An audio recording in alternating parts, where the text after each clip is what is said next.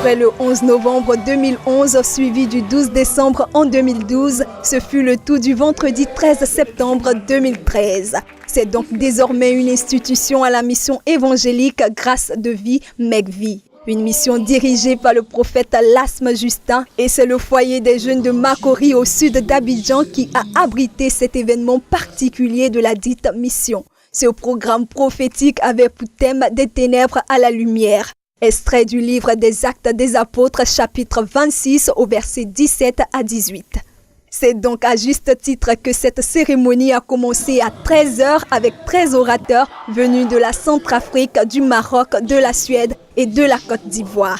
Cela a été couronné par la participation effective des fidèles venus des différentes communes d'Abidjan pour donner une touche féerique à ce grand rendez-vous. À cette belle occasion riche en couleurs, le premier responsable de cette communauté, le prophète Lasme Justin, n'a pas manqué de donner des précisions sur la tenue de cette rencontre spirituelle. Selon lui, l'initiative de cette plateforme spirituelle a pour but d'enseigner, d'éclairer et surtout de montrer et faire comprendre au peuple que Dieu a donné tout pouvoir à ses enfants pour qu'ils dominent sur le monde. Nous donnons ce programme prophétique 13-13-13 pour dire que ce en quoi tu crois détermine ce qui pousse en toi. Ce que tu acceptes, c'est ce qui t'arrive. Ce que tu rejettes, c'est ce qui ne t'atteint pas. Jésus-Christ avait 12 disciples, mais il était le 13e. Dieu nous fait passer des ténèbres à la lumière.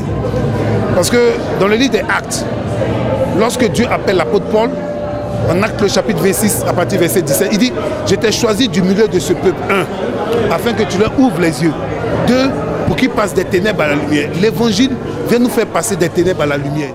À ce pupitre, les hommes de Dieu se sont succédés pour donner les oracles du Seigneur. Ils ont enseigné le peuple de Dieu sur le thème portant des ténèbres à la lumière. Un enseignement qui a permis aux orateurs de faire ressortir les secrets pour passer des ténèbres à la lumière en restant toujours vainqueurs sur l'ennemi, quelle que soit l'adversité.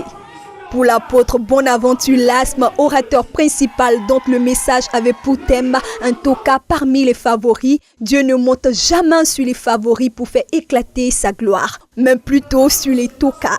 Il poursuit en disant la première manifestation de l'œuvre de Dieu dans la vie de son élu est la délivrance. C'est déjà que les tokas se mettent au milieu des favoris. Pourquoi? Parce qu'il y a une intervention divine. L'intervention divine qui arrive dans la vie de ce toka arrive par la main de l'Éternel. C'est Dieu qui fait qu'il y a une intervention divine. Et une intervention, les Américains disent supernatural intervention.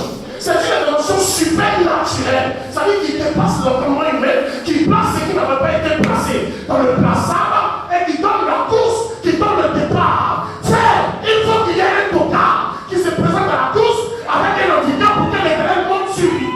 Dans ta famille, y compris comme le toka. Dans ton travail, y compris comme le toka. Quand tu deviens toka, que les gens t'ont placé comme toka, quand Dieu veut te libérer, il commence par le fondement. Yes! C'est ça même.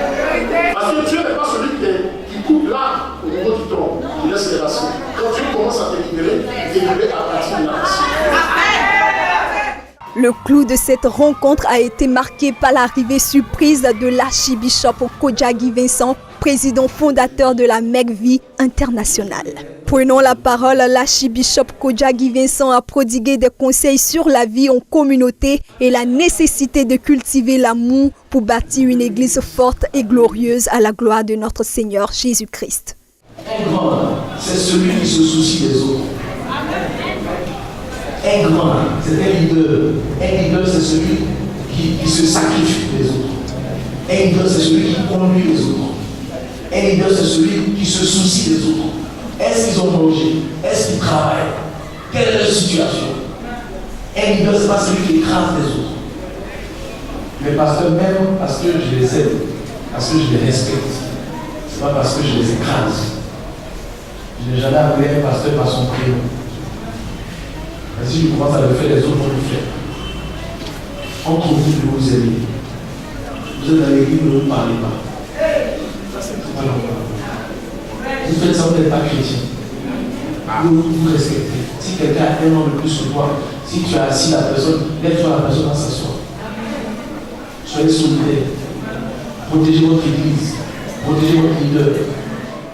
C'est sur cette note d'espoir, de détermination que cette rencontre du vendredi 13 septembre 2013 a pris fin. Que ce rendez-vous réveille le vouloir et le faire et cultive l'amour afin que nous puissions gagner le monde à Christ par l'Évangile.